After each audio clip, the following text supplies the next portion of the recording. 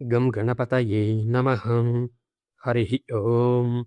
వాల్మీకి రామాయణం అయోధ్యాకాండలో శ్రీరాముని వనములకు పంపెడి విషయమున దశరథుడు మిగులు పరితపించుచు కైకముందర తన ఆవేదనను ప్రకటించుట గురించి చెప్పుకుంటున్నాం. యుద్ధమున మూర్ఛితుడనైన నాకు శైత్యోపచారములు చేసి నన్ను ఆమె కాపాడెను. ఆమె సహాయము వలననే నేను జీవించి ఉన్నాను. అట్టి ఉపకారమార్చిన కైకేయికి ఇచ్చిన మాట తప్పితిని అని వారితో పలికెదవా? ఓ రాజా, అప్పుడు నాకు వరములను ఇచ్చి ఇప్పుడు మాట మార్చుచున్నావు. దీని వలన నీ యొక్క విలువ రాజులందరూ అపకీర్తి పాలగుదురు.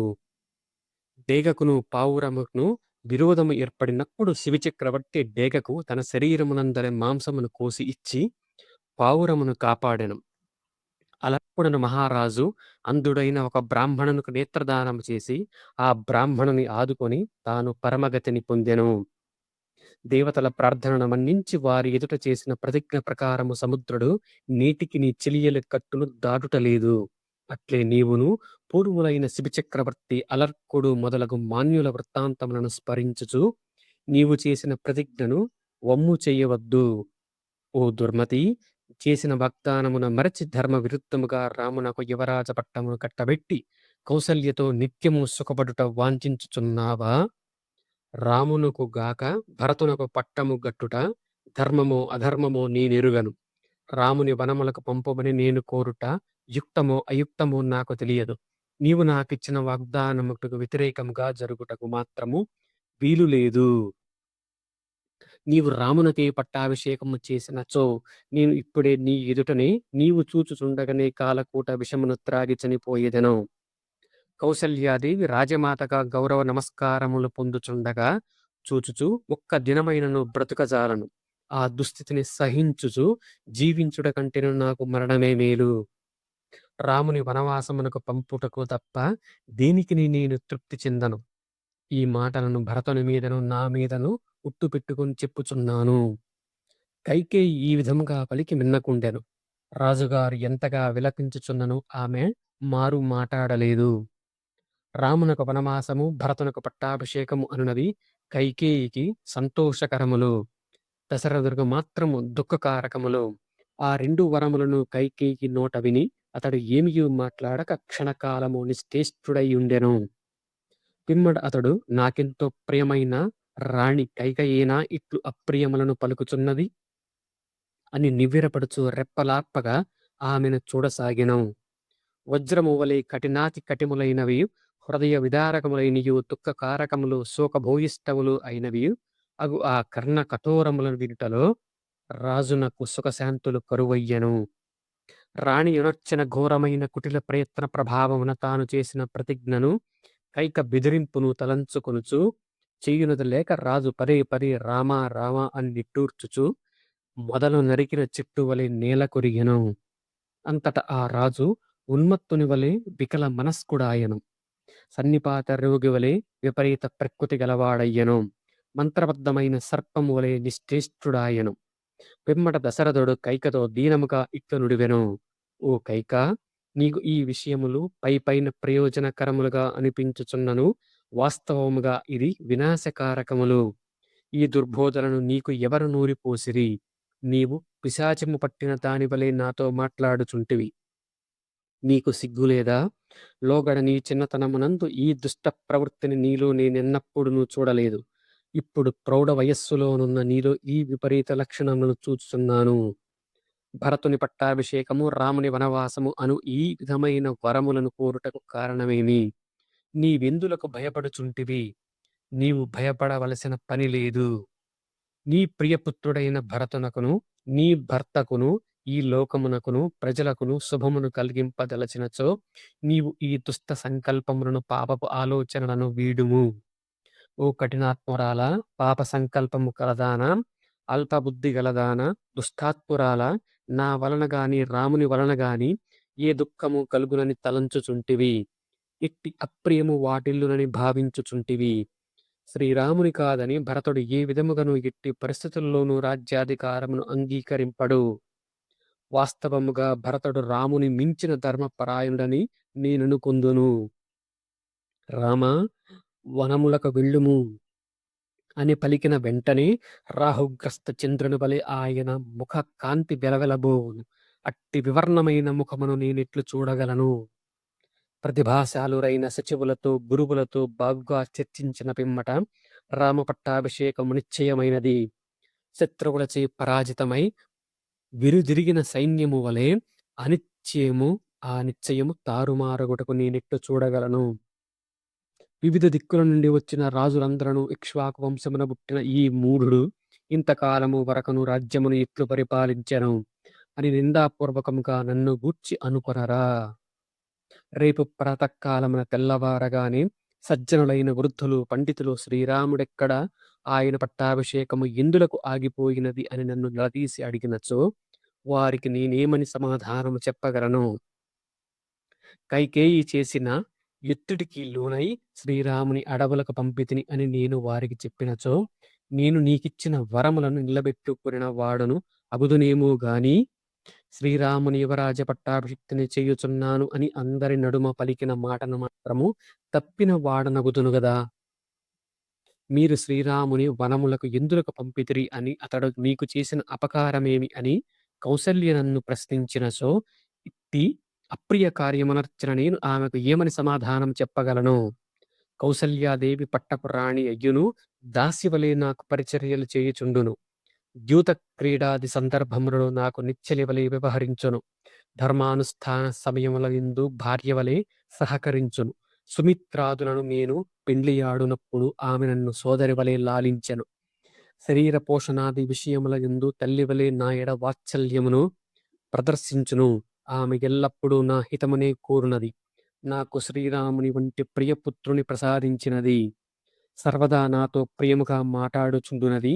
ఇట్టి సద్గుణములచే సత్కర్హమైన ఆ దేవిని నీ కారణముగా సత్కరింపక ఉపేక్షించితిని. నీపై గల ప్రేమాతిశయముచే నీకు ఎంతయు ఉపకారము చేసితిని. ఒక విధముగా అది నేనొర్చిన మహాపరాధము. అపద్యాహారమును భుజించిన రోగిని అది బాధించునట్టు నీకు నేనొర్చిన ఉపకారము ఈనాడు నన్ను పీడించుచున్నది. శ్రీరాముని యువరాజు పట్టాభిషిక్తుని చెయ్యకపోగా నేను ఆయనను అడవులకు పంపుటకు జూచి సుమిత్రమును ముందు నా కుమారులకును ఏ గతి పట్టును అని భయపడుచు ఇంక నన్ను నమ్మనే నమ్మదు. శ్రీరాముడు అడవులకు వెళ్ళుటయే జరిగినచో నేను మరణించుట తథ్యము. అయ్యయ్యో, దుఃఖకరములైన ఈ రెండు వార్తలను సీతాదేవి ఒకేసారి వినవలసి వచ్చును. ఎంతటి దారుణ విషయమిది! శ్రీరాముడు వనములకు వెళ్ళుటయే తటస్థించినచో ఆయన ఎడబాటునకు తట్టుకొనలేక సీతాదేవి హిమోత్పర్వత ప్రాంతమున కిన్నెరను దూరమైనంత కిన్నెర తరుణివలే విలవిలలాడును. ఆ దుస్థితిని చూడజాలక నా ప్రాణములు గాలిలో కలిసిపోవుట మాత్రము నిజము. శ్రీరాముడు భయంకరమైన వనములకు వెళ్ళుచుండుటను పతి ఎడబాటునకు ఓర్చుకొనలేక సీత విలపించుచుండుటను చూచిన పిమ్మట ఇక నాలో జీవితేచ్ఛయే మిగలదు. ఓ కైకేయి, శ్రీరాముడు వనములకు వెళ్ళుటయే జరిగినచో నాలో బ్రతుకు మీద ఆశయే అంతరించును. ఇది నిశ్చయము. అప్పుడు విధవైన నీవు నీ పుత్రుడితో గూడి రాజ్యమును యథేచ్ఛగా ఏలుకొనవచ్చును సుమా. చూచుట కింపైన మద్యమును త్రాగి ఆ పిమ్మట తనలో వికారములు మొదలగుట చూచి మానవుడు అది విషపూరితమని తెలుసుకొనును. అట్లే మొదట నేను నీ రూప సౌభాగ్యమును చూచి నీవు సత్ప్రవర్తన గలదానవు అని భ్రమపడితిని. ఇప్పుడు నీ దుష్ప్రవర్తన చేత నీలో ఇంత విషమున్నదని తేలిపోయినది. నీవు తేనె పూసిన కత్తివని గ్రహించితిని. పెక్కు రీతుల ఇచ్చకపు మాటలతో నన్ను బుజ్జగించుచూ మాట్లాడిదివి. కిరాతకుడు ఆకర్షణీయమైన సంగీతముతో లేడిని వశపరుచుకొని బంధించి వధించినట్టు నీవు నన్ను చంపుచుంటివి. దశరథుడు కైకేయి సౌందర్య వ్యామోహములో పడి పుత్రుని అమ్ముకొనిన పాపి అని వీధులలోని జనులెల్లరను మద్యపానము చేసిన బ్రాహ్మణుని నిందించినట్టు నన్ను తూలనాడుదురు. అయ్యో, ఎంతటి దుఃఖము వచ్చి పడినది! అయ్యయ్యో, ఎట్టి కష్టము ప్రాప్తించినది! నీ మాటలకు చెవియొగ్గినందువలననే ఇట్టి ఆపదలు దాపురించినవి. ఇది ఎంతయు నా పురాకృత పాప ఫలమే. ఓ పాపాత్మురాలా, నా దురదృష్టవశమున అజ్ఞానముచే నిన్ను ఇంతకాలము కాపాడుచూ వచ్చితిని. ఇప్పుడు నీవు నా పాలిట ఉరిత్రాడువైతివి. సర్పము ప్రమాదకారి అని ఎరుంగని బాలుడు ఒక నల్ల త్రాచుపై చేయి వేసినట్లు నీవు నన్ను కబళించుటకై వచ్చిన మృత్యువని తెలిసికోరలేక నేను ఇంతకాలము నీతో క్రీడించుచూ వచ్చితిని. దుష్టుడనైన నా కారణంగా నేను జీవించి ఉండగనే మహాత్ముడైన నా పుత్రుడు తండ్రి లేని వాడగుచున్నాడు. అనగా తండ్రి అండదండలకు నోచుకొనని వాడగుచున్నాడు. అట్టి నన్ను ఈ లోకము ఎంతగా నిందించినను తప్పులేదు. కామాతురుడనై ఒక స్త్రీ కైక నిమిత్తముగా మిక్కిలి ప్రీతిపాత్రుడైన పుత్రుని అడవుల పాలు చేయుచున్న దశరథ మహారాజు నిజముగా మూర్ఖుడే సుమా అని లోకము నాపై దుమ్మెత్తిపోయెను. నియమనిష్టలతో వేదశాస్త్రాదులను అధ్యయనము చేయుట చేతను బ్రహ్మచారి ధర్మమును ఆచరించుట వలనను గురువుల శిక్షణలలో వారి నిర్దేశముల పాటించుట వలనను రాముడంతయో కృషించియున్నాడు. ఇప్పుడు గృహస్థాశ్రమమునందు సుఖపడవలసిన సమయమున అతడు మరడా గొప్ప కష్టములని పొందవలసి వచ్చుచున్నది. నాయనా, వనములకు వెళ్ళుము అను మాట నా నోట రాగానే నా చిన్నారి రాముడు మారు మాటాడక సరి అని పలుకును. వనవాసమునకు పొమ్ము అని నేను ఆదేశించినప్పుడు నేను పోజాలను అని రాముడు మారు పలికిన బావుండును. అది నాకు కావలసినది కూడా. కాని నా రాముడు అట్టు చెయ్యనే చెయ్యడు. రాముడు నిష్కల్మ హృదయుడు. అతడు వనములకు వెళ్ళకుండుటయే నాకిష్టము అను నా మనసులోని ఆంతర్యమును అతడిరుగడు. వనములకు వెళ్ళుము అని నేను పలుకగానే అతడు అట్లే అని వచించును. రాఘవుడు అడవులకు వెళ్ళిన మరుక్షణమే జనులందరూ నన్ను చీకొట్టుదురు. ఈ విధముగను క్షమార్హుడను గాని నన్ను మృత్యువు వెంటనే యమసదనమునకు గొనిపోవును. శ్రీరాముడు అడవులకు వెళ్ళిన మరుక్షణమే నేను మృతి చెందుట తథ్యము. అనంతరము నాకు ఆత్మీయులైన కౌసల్య, సుమిత్ర మొదలగు వారిని నీవు ఎట్టి ఇక్కట్టు పాలు చేసేదవో కదా. రాముడు అరణ్యముల పాలైన వెంటనే నా బొందిలో అసువులు మిగలవు. ఈ దుస్థితికి తట్టుకొనలేక కౌసల్యు కన్ను మూయును. రాముడు దూరము కాక తండ్రి పరలోకమునకేగక లక్ష్మణ శత్రుఘ్నులను మృత్యులోకమునకు చేరుదురు. ఇట్టి కల్లోల పరిస్థితికి తాళజాలక సుమిత్రాదేవియు నన్ను అనుసరించి మృత్యువాత పడుట నిజము. ఓ కైక, నన్ను కౌసల్యను సుమిత్రడు ముగ్గురు కొడుకులను నరక యాతనలకు గురిచేసి ఈ రాజ్యమును నీవే హాయిగా ఉండవు. ఇక్ష్వాకు రాజ్యము సకల సద్గుణములకు అలవాలము. ఇది సత్కార్యములకు పెన్నిది. ఇంతవరకును ఎట్టి క్షోభలకును గురికాక చిరకాలము నుండియు ఇది సుఖశాంతులతో వర్ధిల్లుచున్నది. వనవాస కారణముగా రాముడు దీనికి దూరమగును. నన్ను మృత్యువు కబళించుట వలన రాజ్యమునకు నాతో సంబంధం తెగిపోవును. ఇక నీ మూలముగా ఇది అల్లకల్లోలమగను. ఈ పుణ్యవంతియు నీకే దక్కును. ఇట్టి రాజ్యమును ఇక నీవే ఏలుకొనుము. రాముని వనవాసము నిజముగా భరతునకు కూడా ప్రియమయ్యగుచో నేను మరణించిన పిమ్మట నా ఉత్తర క్రియలను అతడు చెయ్యరాదు. దుష్టురాలవైన ఓ కైకేయి, పురుష శ్రేష్ఠుడైన శ్రీరాముడు అడవులకు వెళ్ళిన వెంటనే నన్ను మృత్యువు కబళించును. అప్పుడు నీ కోరిక నెరవేరును, నీ పగ తీరును, మనసు చల్లబడును. విధవమైన నీవు నీ పుత్రుడితో కూడి ఈ రాజ్యమును ఏలుకొందువుగాక. ఓ కైకేయి, నీవు రాజపుత్రవైన కారణముగా నా భవనమున నివసించితివి. లోపమున పాపాత్మునకు సర్వజన సమక్షమున అవమానము కలుగునట్లు నీ కారణముగా నాకు నలుగురిలో అంతులేని అపకీర్తి, తీరని పరాభవము తప్పవో. ప్రభువై ఎల్లప్పుడును రథముల పైనను గజముల మీదను అశ్వముల పైనను సంచరింపవలసిన నా ముద్దుల పట్టి శ్రీరాముడు మహారణ్యమున కాలినడకతో ఇట్టు సంచరించగలడు. మహారాజ కుమారుడైన శ్రీరామునకు భోజన సమయమునందు కుండలములు ధరించిన వంటవారు అహమహమికతో ఒకరితో మరి ఒకరు పోటీ పడుచు ఆయురారోగ్యములకు అనువైన పుష్టికరమైన ప్రశస్తమైన అన్నపానములను సిద్ధపరచుచుందురు. ఇచట షట్రసోపేతమైన భోజనము చేయు నా తనయుడు వగరు, చేదు, కారము రుచులతో కూడిన వన్యాహారములను స్వీకరించుచు ఇట్లు జీవింపగలడు. రాముడు అమూల్యమైన మేలి వస్త్రములను ధరించుచు ఎల్లప్పుడూ సుఖముగా చక్కని ఆస్తరణములపై హాయిగా నుండెడివాడు.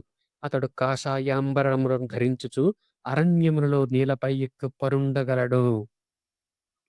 రాముని అరణ్యములకు పంపవలననియు భరతుని పట్టాభిషిక్తుని చెయ్యవలననియు ఈ విధముగా దారుణ విషయములను నీకు ఎవరు తలకెక్కించితిరి?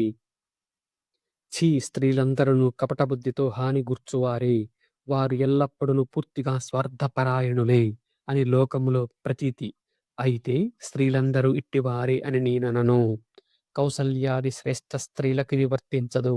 కాని భరతుని తల్లి అయిన కైక విషయమున మాత్రం ఇది 100కి 100 పాళ్ళు నిజము. ఓ క్రూరురాలా! నీ ప్రయోజనము కొరకు ఇతరులకు హాని గూర్చుటకు నీవు ఎంతకైనను తెగింతువు. నన్ను తపింపజేయుటకే నీవు ఈ ఇంట కాలమోపితివి. ఎల్లప్పుడును నీ హితమునే గూరు రాముని వలన గాని, నా వలన గాని నీకు ఎట్టి ప్రమాదము కలుగునని శంకించుచున్నావు. శ్రీరాముడు ఆపదల పాలుగుడ చూచి ఆయనపై భక్తి శ్రద్ధలు గలవారు అందరును ఆయన వెంట వనములకు బయలుదేరుదురు. తండ్రులు తాము ఎంతగానో ప్రేమించుచున్న కుమారులు సైతము అట్లే భార్యలు భర్తలను కూడా త్యజించి వెళ్ళుటకును వెనుకాడరు. అంతేకాదు ఈ చరాచర జగత్తు అంతయను విపరీత పరిణామాలకు లోనగును. నా స్వభావము లోక సాధారణ స్థితికి భిన్నమైనది. నేనైతే సహజ సుందరుడు చంద్రబింబము వంటి మోముగల నా రాముడు పట్టు వస్త్రములను ఆభరణములను ధరించి మొదపటి ఏనుగు వలె గంభీరంగా నడుచుచూ వచ్చుచున్నట్టు ఊహలలో దర్శించినను సంబరపడుదును. ఇంక ప్రత్యక్షముగా చూచినచో నా ఆనందమునకు అవధులై ఉండవు. అప్పుడు నేను వృద్ధత్వమును మరచి యువకుడనైపోదును. సూర్యకాంతి లేకున్నను జనులు మనుగడ సాగించుచునే ఇందురేమో కాని ఇంద్రుడు వర్షములు కురిపింపకున్నను ప్రజలు జీవింతురేమో. కాని రాముడు వనములకు వెళ్ళుచుండగా చూచినచో ఏ ఒక్కడును జీవింపజాలడు. ఇక నా విషయం చెప్పనేలా. ఓసి, నీవు నా చావును కోరెడుదానవు. నాకు కీడునే తలపెట్టుదానవు. నీవు నా పాలిట శత్రువువు. మృత్యుదేవతవు. అట్టి నిన్ను నా ఇంట వసింపజేసితిని. నా మోహ కారణముగా ఇంతకాలము నుండియు మహావిషసర్పము వంటి నిన్ను నా యొడిలో నుంచుకుంటిని. ఫలితముగా నేను చావును కొని తెచ్చుకుంటిని.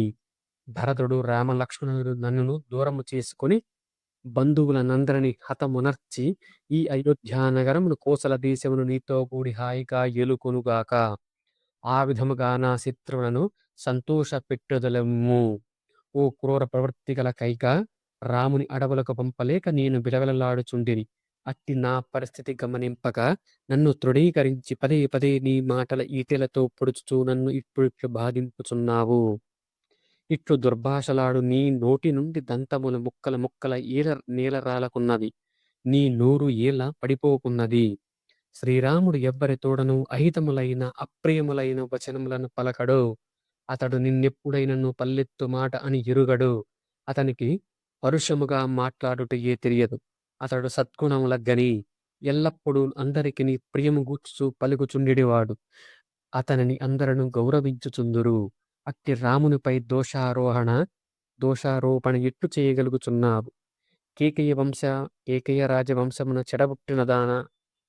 నీవు కృంగి కృశించినను, కోపముతో మండిపోయినను, నశించినను, కడకు 1000 ముక్కలై నేల కొరిగినను నాకేమాత్రం ఇష్టము లేని ఈ దారుణ కృత్యమును చెయ్యను.